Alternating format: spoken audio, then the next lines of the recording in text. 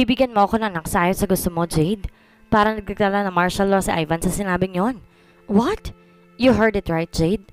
Dahil hindi sa akin iniwan ni Papa ang sugar plantation, kundi sa magiging anak natin.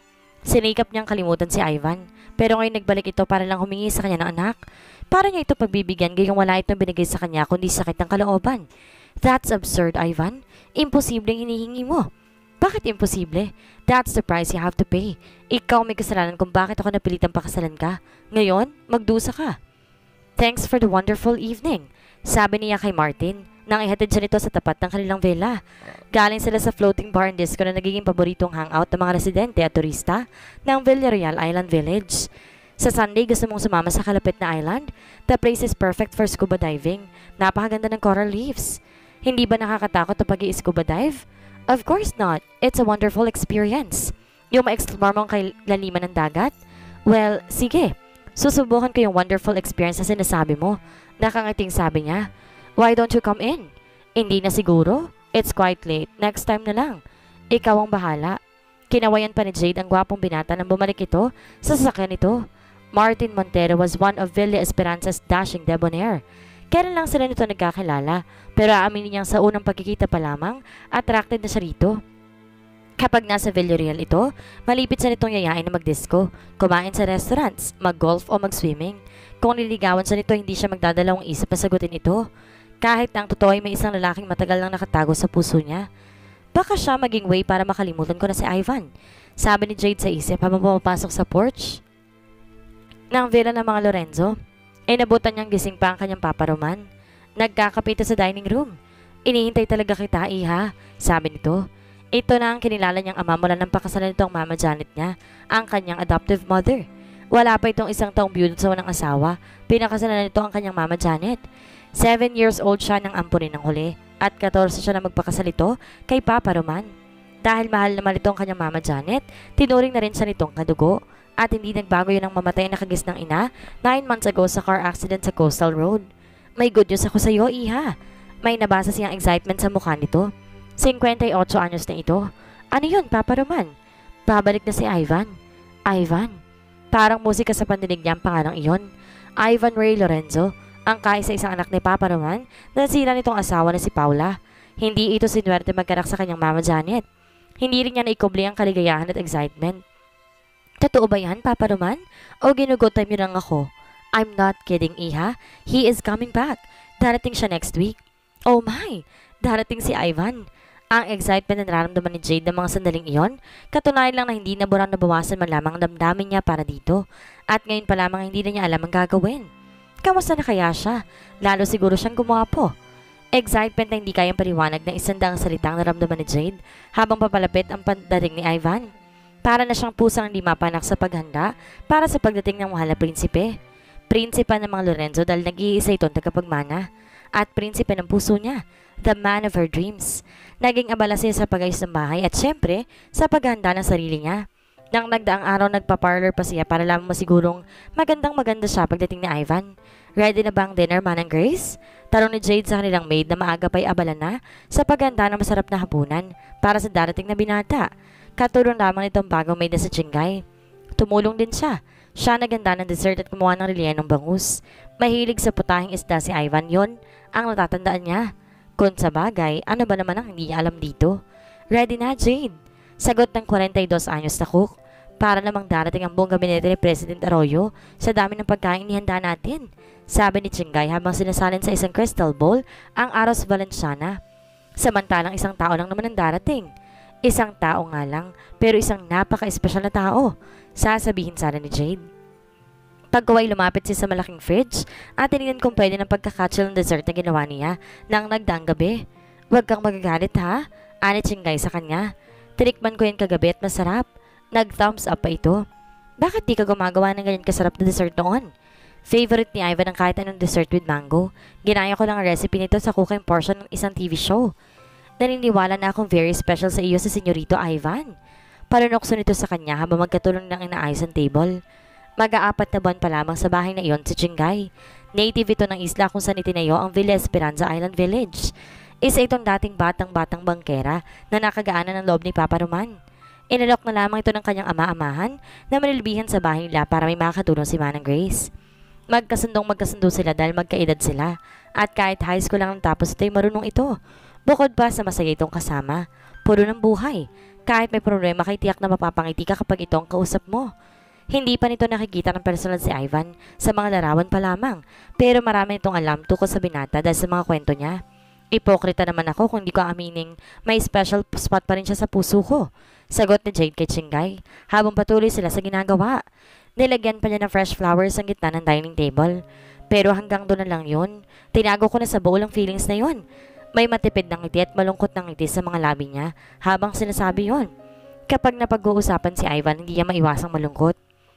Si Ivan, the man she adored and loved secretly. He was her crush and her first love. Damdaming itinago na lamang ni Jade sa puso dahil sa malamig na pakikitungan nito sa kanya. Matindi raw ang first love. Tatanda ka't magkakaapo pero may iwan pa rin sa isang sulok ng puso at pagkatao mo yon. Wika ni Chingay. Napangiti siya. Sang-ayon si Jade sa sinabi nito. Kaya siguro kahit anong gawin niya, nahihirapan siyang kalimutan si Ivan. Magstay na kaya siya rito for good? Pagdakay usisa pa rin ni Chingay. Hindi ba naikwento mo sa akin na nagkaroon sila ng gap ni Senyor Roman? Palagay ko'y maayos na yun dahil wala na si Ma'am Janet. Yun lang naman ang dahilan kung bakit hindi nagstay si Ivan sa poder ng papa niya. Bakit ba hindi matanggap ni Senyorito Ivan ang Mama Janet mo bilang stepmother niya? Napabuntong hininga si Jade. Nagpakasakit sa kalooban niya ang isiping hanggang mamatay ang kanyang Mama Janet hindi ito natanggap ng lubusan ni Ivan at nalulungkot siyang isiping pati siya na damay sa galit ng binata. Hindi ito patatanggap na napakadaling pinilit ang papa nito ng kanyang Mama Janet sa lugar ng mama nito at talo yata nitong hindi nagustuhan na mas masaya ang pagkasama ng kanyang Mama Janet at ng papa nito. Ang paniniwala kasi niya si Mama Janet ang sumira sa pagkasama ng papa at mama niya. Nakaratay pa lang daw sa sakit ng mama niya, may relasyon na raw sila Mama Janet at Papa Roman. Buhay pa raw ang mama niya, inago na ni Mama Janet ang papa niya. Pero ang sabi sa akin ni Mama Janet, hindi naman daw niya inago si Papa Roman sa mama ni Ivan. Eh bakit naman pati ikaw ay nadamay sa galit niya? Nakita kasi ni Ivan na mahal ako ni Mama Janet. Hindi mo nga sasabihin hindi niya ako tunay na anak. Kaya siguro pati sa akin naging malamig si Ivan. Nalaman ba niyang crush mo siya noon? I don't think so. Pinilit ko kasing itago yun sa kanya dahil alam kong malamig siya sa akin. Pinilit kong abutin siya but he was distant, aloof and unreachable. Besides, hindi naman kami nagkasama na matagal sa isang bubong. Mga isang taon lang siguro. Nag-decide kasi siyang tumira sa isa niyang bahay sa Manila na magkaroon sila ng malaking misunderstanding ni Mama Janet. Siyempre, kinampihan ni Papa naman si Mama Janet, kaya padalaw-dalaw lang si Ivan noon sa papa niya. Mahal mo pa rin siya, no? Panguhuli nito sa kanya. Nakangiting nagkibit siya ng mga balikat. Pilit ko ng patay ng feelings na yon. Infatuation lang siguro yon. Siyempre, gwapo siya. He is a man every woman would dream of. And I was a normal teenager na madaling ma-attract sa isang gwapong guy. Mabuti na rin doon niya sinanirahan sa lola niya sa States. Habang nagdadalaga ako para hindi na lumalim pang feelings ko sa kanya. Gusto mong sabihin ngayon na wala ka ng feelings sa kanya. Kaya para nagpa-parlor ka pa. Tukso nito. Uy, regular naman ako nagpapa-parlor, no? Sinikap niyang itago rito ang katotohanan na naramdaman niya. Akala ko ba itinuturing mo akong kaibigan? Bakit naglilihim ka pa sa akin? Natawa si Jade. Tigilan mo ako ng kakatukso, pwede?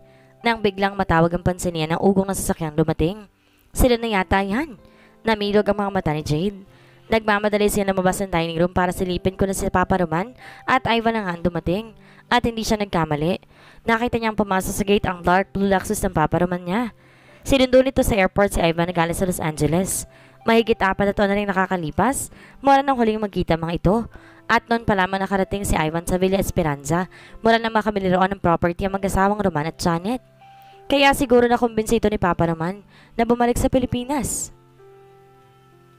Dahil wala ng kanyang Mama Janet, biglang naging abnormal ang pintig ng puso ni Jade. Hindi niya alam kung ano ang gagawin. Napatakbo siya sa tabi ng bintana sa dining room at mula raw ay sinilip na lamang niya si Ivan. Wala siyang mahagilap na katagang makakapagpaliwanag ng nararamdaman niya ng mga sandaling iyon. Excitement, kaba, pangamba. Pagkalipas sa ilang taong di nila pagkikita tulad ng Mama Janet niya, magbago na kaya ang trato nito sa kanya? Would he be more amiable ngayon to her? Sana naman. Yun ang inaasam niya noon, ang tibagin man lamang ni Ivan ang pader na ito rin ang naglagay sa pagitan nila. Siguro naman dahil mas mature na siya ngayon. She held her breath nang matanaw niya mula sa kinasisilipang bintana ang pagbaba ng lalaking kasunod na bababa ng Papa Roman sa luxury vehicle. The man was taller than the Ivan she knew. He was now lean, a real hunk. Ilang taon ba ito nung huli sila magkita? 23? 24? He was wearing a blue polo shirt at may nakasampay na black jacket sa balikat ito. Si Ivan na ba yon? Sinikap niyang masilayan ang mukha nito mula sa liwanag ng garden lamp na nagbibigay ng liwanag sa porch. And even from a distance at kaunting liwanag, malinaw pa rin ang handsomeness sa mukha nito. Oh my! Lalo siyang gumwapo. Hindi niya alam kung saan magtatago nang pumasok sa villa mag-ama. Dumadagundong ang dibdib ni Jade sa antisipasyong magkikita silang muli ni Ivan. Hoy, ano pang ginagawa mo dyan? Hinahanap ka na ng Senyor Roman. Untag sa akin ni Chinggay mula sa tabi ng bintana sa dining room na kinaroroonan niya. Wala siyang masabi. Bumaba ng excitement at kaba sa lalamunan niya. Diyos ko, Day, sinungaling ka pala eh. Sabi mo gwapo sa personal. Hindi naman pala gwapo, kundi sobrang gwapo. Akala ko kung sinong Hollywood actor yung kasama ni Senyor Roman. Grabe. Gising na gising siguro siya na magsabog ang Diyos ng kagapuhan at sex appeal. Eh di kinikilig ka rin dyan. Kantsaw ni Jade rito. Kung hindi pa sila tinawag ni Manang Grace, hindi pa siya lalabas ng sala. Ngunit habang palapit siya sa kinaupuan ng mag-ama, mas lalo lumakas ang kaba niya na parang haharap siya sa panel of judges ng Miss Universe pageant. Pagtalikod sa dining room, makinaupo ang sofa ni Ivan, kaya hindi niya maiwasang matakot sa magiging reaksyon nito kapag nagkita silang muli. Malaki ang binago sa kanya ng 4 na taon. She was only 16 na magtungo si Ivan sa Amerika. Payat siya noon, flat-chested, 8 diretsong katawan at mahabang-mahabang buhok na walang body. Now she was a different Jade. Very lady na siya. May air of sophistication at attention drawer na rin siya sa male crowd. Ang mga stuffed toys sa silid niya ay napalitan ng mga paintings ng collection niya ng mga nobela na Janet Daly, Sandra Brown at Daniel Steele. Na-outgrow na niya ang ponytails and chocolates, ang Dawson's Creek. Ang crush niya na ngayon ay si Tom Cruise. But she had not outgrown her feelings for Ivan. Katunayan ang pagliligodo ng kanyang puso sa muli nilang pagharap at pagkasama sa iisang bubong. Siguro naman, Ivan, you haven't forgotten Jade, ang kanyang papa naman. Nang tingalain sa ni Ivan, muntik na niyang makalimutan ng paghinga. Lalo lamang luminaw sa kanya ang pagtingkad ng kakasigan nito. The handsomeness that made her infatuated and almost obsessed. Oh my! He is the most gorgeous hunk I've ever seen. Pamilyar na pamilyar pa rin sa kanyang matangos itong ilong, his chiseled features, his pouting mouth, and his cold eyes na sinlamig yata ng yelo sa tuwing tititig sa kanya noon. Akala niya na overcome na niya ang stage na kinikilig siya sa tuwing makikita niya si Ivan. Hindi pa pala. Narinig niyang malakas sa pintig ng kanyang puso na tila bumibigkas sa paanan nito. Years and yet, hindi pa na nabawasan ang pagmamahal niya para dito. Alanganin siyang umiti bilang pag-welcome dito. Halos mamaloktot siya sa pagkakatayo. Panay ang haplos niya sa kanyang buhok para paraanin ang atensyon. Lalo't hindi nakatiyak kung tutuganin din siya nito ng ngiti. Parati naman kasing nakatiim ang mga labi nito. Pero sa tingin niya ay bumagi iyon sa strong features nito at nakadagdag sa lakas ng sex appeal nito. Naparinok si Jade nang hindi siya nito tugunin ng ngiti. Sa halip, isang makatagos kaluluwang titig ang ibinigay nito sa kanya. Saka nito hinagod ang tingin ng kanyang kabuuan. Wala pa rin pala nagbago dito maliban sa lalong pagyabong ng pisikal ng mga katangian nito. Suplado pa rin sa loob-loob ni Jade. Akala pa naman niya magbabago ng pakikitungo nito sa kanya. Muntik mo na bang hindi makilala si Jade, iho? Nakangiting untag ni Papa naman. Bahagya itong tumango habang nakasandal sa sofa at ang dalawang kamay nakaunat sa headrest. Kakagraduate lang niya last year sa kursong BS Psychology. Balak niya magtayo ng sariling business dito sa Villa Esperanza. Pero nakakatulong ko na rin siya sa sugar plantation. Tumango-tango si Ivan habang mataman pa rin nakamasid sa kanya. Para bang sinusunin nito ang buo niyang pagkatao at bigla siyang nakonsус. Sophisticated lady na palang pet ni Tita Janet. Anito na kung tama ang dinig niya, tila sarkasiko ang tono. Gone is the long hair, ha? Saka hindi na siya mukhang posting naka-t-shirt at shorts. I suppose hindi na siya baby bunot noon. Naiyakan at sumbungera. Ivan, baka mapikon si Jade. Paalala ni Papa naman. Nagbibiro lang ako. Anitong halatang pigil ang ngiti. Kamusta ka na ngayong wala ng Mama Janet mo? Kung kanina nabura ang ngiti niya, ngayon ay gusto namang malungkot ng kanyang muka sa inis na umahon sa kanyang dibdib. Oo, okay lang. Kaswal niyang sagot. Hindi rin ako gaano nakaka-recover pero pinipilit kong mabuhay na normal after her death. Kahit mahirap palang mawalan isang taong mahal pa, no? I should know. Ganyan din ang naramdaman ko nung mawala si Mama. Alam ko naman kahit di mo turing na ina si Tita Janet, higit pa sa turing na anak ang turing niya sa'yo. Kaya nga sinusumbong mo sa kanya at kay Papa ang lahat ng sasabihin ko against her, hindi ba? Wala kang pinalalampas, kaya naman lalo ako nabadsat kay Papa. Ivan, nananaway ang tono tingin dito ni Papa naman. I'm sorry pa, Pasensya na rin sa'yo, Miss Jade. Dala lang siguro ito ng 12-hour non-stop flight. Bingi pa ako sa ugong aeroplano at grabe ang jet lag ko. If you'll excuse me, I'll take a rest. Umahon ito mula sa kinaupuan at nagtuloy sa hagdan. Dala ang malaki nitong suitcase. Ngunit huminto ito sa unang baitang pa lamang. By the way, saan nga palang kwarto ko? Kung meron man akong kwarto rito. Kung wala naman, saan ang guest room? Sa second floor. Doon sa West Wing, iho. It's your room. Nang ipatayo kong villa na ito, inilahan ko talaga yon para sa'yo. Ipinaayos ko kay Jade ang kwarto mo para sa pagdating mo. Muli siyang tinignan ito. Thanks, Miss Jade. Anitong halata ang makili sa tinig. Hindi niya maiwasang sundan ito ng tingin habang paakyat sa hagdan. He was a perfect example of a sexy male. Maging ang bawat takbang nito ay gracefully male. She sighed. Nalulungkot ang puso niya dahil mukhang wala pa rin nagbago sa pakitungo nito sa kanya. Kaya gaya pa rin ng dati, magkakasya na lamang siya na sulyapan ito. Pasensya ka na kay Ivan, Jade. Hinging pa man ni Papa Roman sa kanya nang lapitan at takbayan siya nito. Okay lang yon, Papa Roman. Nakangiting pakli niya. Sinabi naman niyang pagod lang siya sa biyahe. Ngunit sa kaibuturan ng puso ni Jade, nagdaramdam siya. The snub and curd hunk sa loob-loob niya. Laking dismay ni Jade nang hindi bumaba si Ivan para maghapunan. Mas gusto raw nitong magpahinga na. Pinagsaluhan na lamang nila ng Papa Roman, Chinggay at Manang Grace sa mga nihanda na ng pagkain. Pinagdidiskitahan na lamang niya ang paborito niyang kare-kare. Pagkatapos ng dinner, sambakol ang mukha niya. Nakita mo na, Chinggay, kung gano'ng kasnab at kagaspang ang Ivan na yun. Iris niyang sabi ng punta nito sa servant's quarter bago matulog. Nasayang lang ang pagod natin sa pagganda na masarap na dinner. Crude and snub, pero Diyos ko, Day, ang gwapo niya, ha? Tsaka ang ganda ng katawan niya. Pwedeng-pwede siya maging model ng underwear. Tsaka yung lips niya lagi nakasimangot, parang ang sarap humalik. Kinikilig na sabi nito. Pero yung gwapong yon, pustahan tayo. May iniwan niyang nobya sa States. Bakit ko? Nakaingos sa reaksyon ni Jade habang nakaupo sa kama nito at may yakap na unan. If I know, apektado ka kaya ka nagmamaktol. Apektado talaga siya at yun ang dahilan kung bakit nahihirapan siya makatulog na makabalik na siya sa kanyang silid. Magkahalo ang damdaming nasa dibdib niya.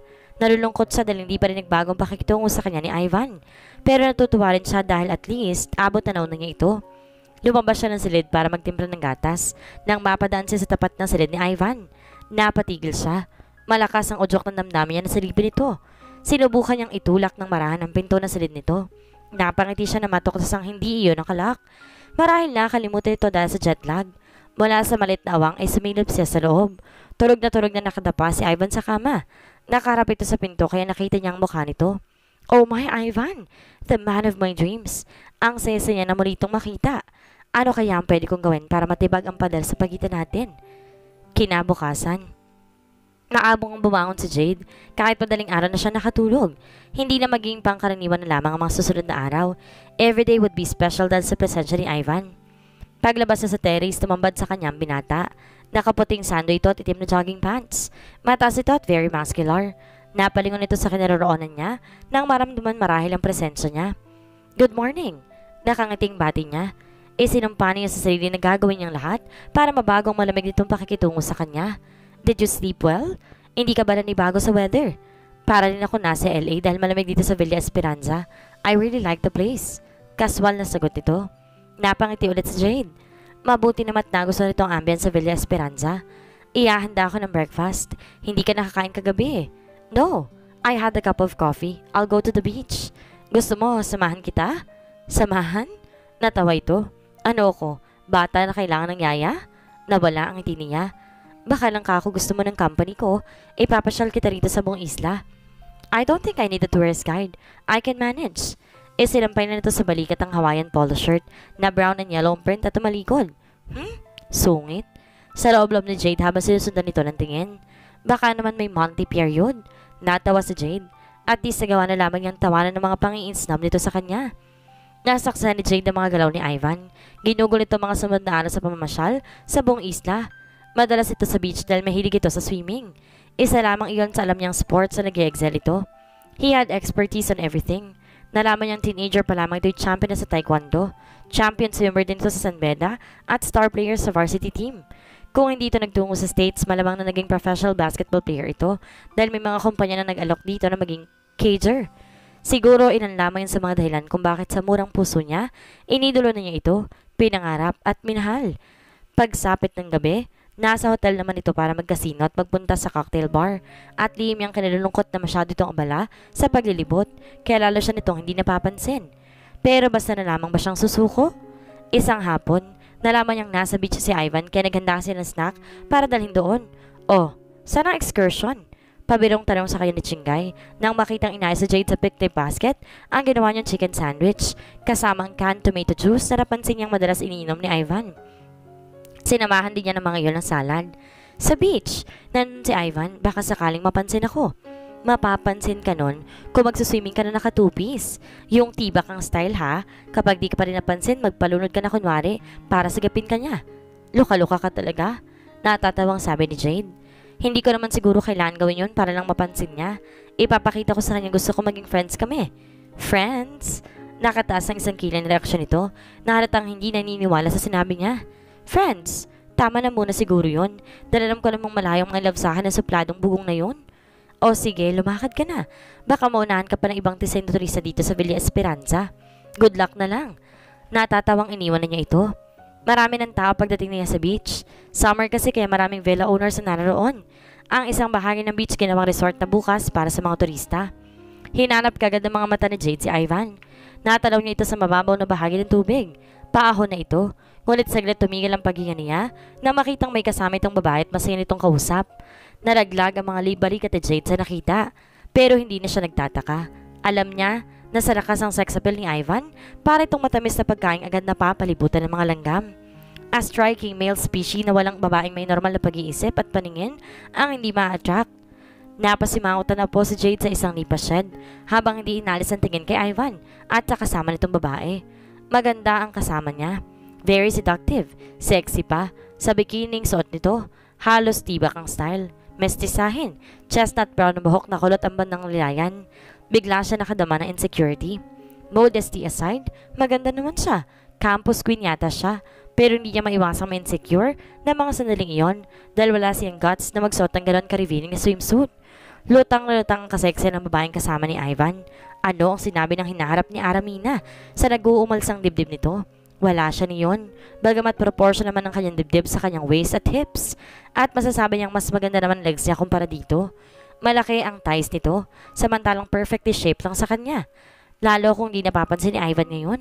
Mabigat sa dibdib ni Jade ang makitang may ibang babaeng nakadikit kay Ivan. Inilapag niya ang hawak na basket ang di pa rin inaalis ang tingin sa binata at sa kasama nito. Nasayang na naman ang effort ko. Sa loob-loob niya, aaminin niya, kahit alam niyang wala siyang karapatan, hindi niya mapigil na makadama ng palibugho. Para siyang tangang naghihintay sa wala habang nakikita niya na magkasama si Ivan at ang babae sa isang beach chair. Bago pa siya mainip, naisip niyang mag-swimming na lamang. Hinubad niya ang nakapatong na polong puti sa suot niyang two-piece swimsuit. Bagong bili yun. Sinadya niyang bumili ng isang swimsuit na bukod sa matingkad ang kulay ay high-cut ang style. Nylon string lamang ang pinakatali niyon sa likod. First time niya magsuot ng ganon. Gagawin niya iyon para lamang mapansin ni Ivan. Sinadya niyang duman sa harap mismo ng mga ito. Bulag na lang siya kapag hindi niya ako napansin. Nakipaglaro siya sa maliliit na alon ng mababaw bahagi ng dagat. Hindi siya lumayo dahil gusto niya mapansin ni Ivan. In fact, malapit siya sa kinaroroonan ng mga ito. Sa loob ng ilang minuto ay lumangoy siya ng lumangoy. Pagkahon niya nagulat pa siya nang mapansing wala na si Ivan at ang kasama nitong babae sa kinauupuan. Ngunit napangiti siya na makita ito nag-iisa sa isang nipa shed. Nakasilip siya ng pagkakataon. Umahon si Jade upang lumapit dito. Habang palapit siya rito ay tumawag sa kanyang pansin ang dalawang pilong teenagers na nasa isang shed na nadaanan niya. Ang isa sa mga iyon hinagot sa ng tinging tila gusto siyang papakin. Inismeran niya mga iyon saka siya nagtuloy-tuloy sa paglakad. May dala akong snack, Ivan. Sabi niya na makalapit na siya sa nipa shed na kinaroroonan nito. She sighed na mapanda kung tingin niya sa abs ito. Perfect abs. Gusto niyang kiligin sa nakitang magandang physique ng lalaki na matagal niyang niyayakap sa panaginip. Halatang alagang-alaga nitong katawan. I thought para sa iyong dala mong pagkain. Sabi nito habang binabalik ang towel sa knapsack na dala nito. Saglit lang siyang tinignan nito. Sa villa na lang ako kakain. Actually, I brought it for you. Makahulugang tumingin ito sa kanya. His eyes smiling mockingly. Yeah? Sabi nito. I don't remember saying na dalhan mo ako ng pagkain dito. Nagsalubong ang mga kilin ni Jade. Saka siya napaismid habang nakatingin sa malayo. Tingnan mo ang kantipatiko ng bisugong ito. Inis na naisip ni Jade. Siya na nga itong dinalhan ko ng pagkain, mayabang pa. Mukhang naasar ka kanina doon sa mga binatilong halos tumuwa ang mga mata sa pagtitig sa'yo. Komento nito. Mga presko eh. Parang kung kakainin ng buho ko makatingin. Kasalanan mo. Nagsuot ka ng ganyan ka-provocative. Naggalawan ng mga panga niya sa sinabi nito. Sa halip ipagtanggol siya nito ay parang siya pang sinisisi nito kung nabastos man siya. Tiyonggong to. Kaya lang naman ako nagsuot ng ganito ay para mapansin mo. Tapos ganito pa ang sasabihin mo sa akin? Buti pa hindi na kita pinuntahan dito. Mukhang kararating mo lang. Ako kanina pa rito. I'll go ahead. Pagdakay sabi nito. Yun lang at sinukpitan nito sa likod ng knapsack at tumalis na. Naiwan siyang nagpupuyos ang loob sa magkahalong inis at pagkadismaya. Bisugo, isang araw papansinin mo rin ako. Dahil nababisit na isip niyang magligpit na rin. Pabalik na sana siya sa villa ng mga Lorenzo na makasalubong niya si Martin. I've been trying to call you up this past 2 days. Lagi yata naka-off ang cellphone mo. Ayokong isipin iiwasan mo ako dahil wala namang reason. Akala ko sasama ka sa pag-i-scuba diving to.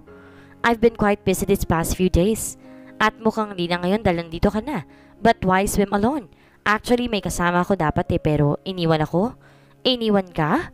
Maang na tanong nito. Let's not talk about him. Naiinis lang ako. Biglang nagbagong isip niya. Bakit nga ba siya magmumukmok samantalang pwede naman siya mag-enjoy sa company ni Martin? Sumama siya na dito sa pagsaswimming. Bakit pa niya ipagsisiksikan ang sarili kay Ivan kung may Martin naman nagbibigay na importansya sa kanya? Tahimik na nakikinig lang si Jade sa pag-usap ng magamang Roman at Ivan habang naghahalmusal sila. Pag-aralan mo ng pagpapatakbo sa sugar plantation, Ivan, sabi ni Roman sa anak. Mag-iisang linggo na si Ivan sa Villa Esperanza. It's about time we take over. Ang sugar plantation na nag-aakit na malaking pera sa atin. Gusto kong doon ka mag-concentrate. Napapabayaan ko na kasi ang kumpanya ko sa Maynila. Gusto ko rin mag-concentrate sa construct and sell business namin ni Kumpadring Leon. Bakit di mo na lang ko ilagay sa construct and sell business mo, Papa? Suggestion nito matapos humigop ng kape. Gusto kong matutunan mo mga pasikot-sikot sa sugar plantation dahil sa'yo ko naman iiwan yon. Besides, mas malapit ang Villa Esperanza sa sugar plantation sa Kalaka. Hindi ka na kailangan lumuwas ng madalas. Isa sa pinakamalaking tubuhan sa Batangas City ay pag-aari ng mga Lorenzo. Minana pa yon ng kanyang ama-amahan sa lolo at lola nito. Wala akong alam sa agriculture, Papa. Baka hindi ako maging effective sa sugar plantation. Hindi ka naman mahihirapan kung ipapasa ko na sa'yo responsibilidad sa plantasyon. Dahil nandyan naman si Jade para alalayan ka. Marami na siyang alam sa operation ng plantation. Isang makahulugang ngiti at ngiti ang nahuling niyang pinukol ni Ivan sa kanya. Talaga ha? Feeling ba kaya pinag-aralan niya ang pagpapatakbo sa plantasyon? As usual, there was mockery in his voice. Inirapan niya ito. Sa kanya pinagpatuloy ang pagkain. Hindi niya pinatulan ng parunggit ito dahil wala naman talaga siyang interes na magkaroon ng bahagi sa kayamanan ng mga Lorenzo tulad ng ibig nitong palabasin. Agad na tinapos si Papa Roman ng pagbe-breakfast dahil luluwas ito ng Maynila. Naiwan sila ni Ivan na hindi pa tapos mag-almusal. Hindi siya mapakali sa kinaupuan. Naaasiwasi ang magkasarilan sila sa harap ng dining table. Ngunit nabubusog naman ng mga mata niya tuwing nakikita ito. Tiroon niya ang pansin sa pagkain ng hinog na payapayang nilagyan ng gata sa ibabaw. Mukhang nagiging pet ka na rin ni Papa ha? Tinitrain ka na pala niya sa pamamahala ng plantation. Baka naman dahil sa sobrang pagmamahal sa iyo ni Tita Janet, inirequest niya kay Papa na gawin kang isa sa tagapagmana ng mga Lorenzo. Isang matalim na tingin ang binigay ni Jade rito para ipakitang hindi niya nagustuhan ang sinabi nito. Excuse me, hindi ako interesado sa kayamanan ninyo. Maraing sabi ni Jade ang bitawan sa gilid ng plato, ang kutsarang hawak. May iniwang pera sa akin si Mama Janet.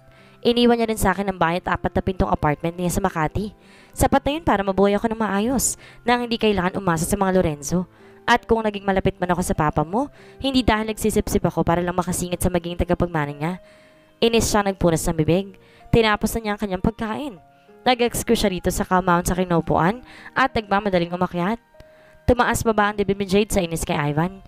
Ang tanga-tanga ko. Ang dami-dami namang lalaki sa mundo. Bakit sa kanya pa ako na in love? Nang araw na yon, pinilit niyang alisin muna ito sa kanyang isip.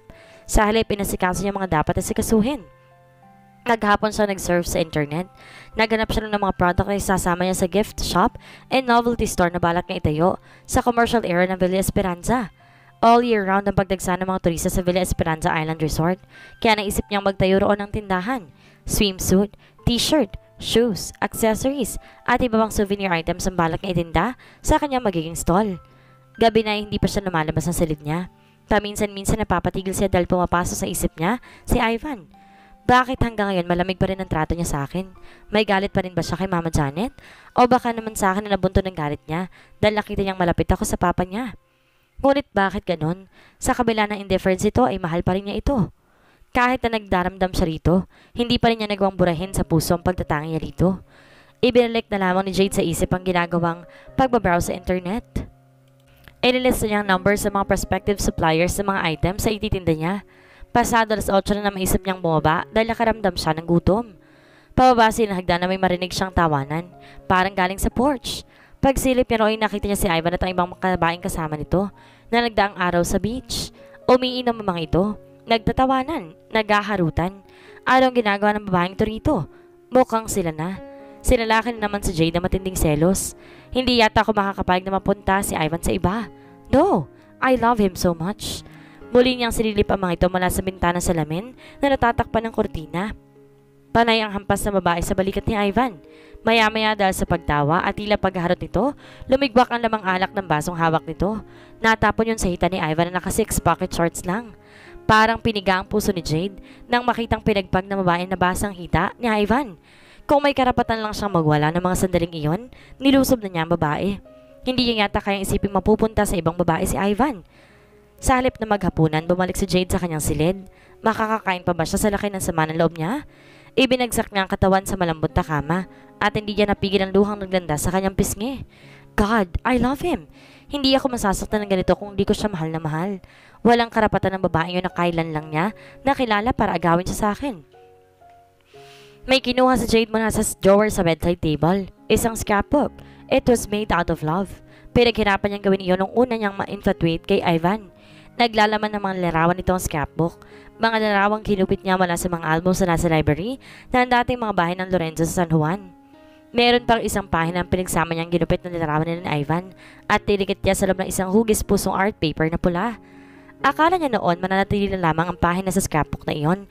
Ang damdamin niya para dito. Hindi pala. Hating gabi na, nang lumabas si Jade sa kanyang silid para kumuha ng makakain. Nakarinig siya ng ugong ng paparating na sasakyan. Sumilip siya sa bintana. Nakita niyang may naghatid kay Ivan. Binuksan niya ang pinto para sa lubungin ito. Susuray-suray ito kaya halos masubsob itong payakap sa kanya. Sa wakas, nayakap ko rin siya sa loob-loob ni Jade. Habang inaalalayan niya ito, mukhang naparami ito ng nainom. Ayan, maglalasing ka, hindi mo naman pala kaya. Tinulungan ito makakit sa itaas kahit nahihirapan siya dahil sa laki nito. Naisip niyang marahil ang babae pa rin yun ang kasama nito ng gabing iyon. Natutulog na ako. Pati sa paraan ng pagsasalitay halata mong lasing ito. O sige, ihahatid na kita sa kwarto mo. Huwag mo na akong alalayan. Kaya ko na. Kaya ha?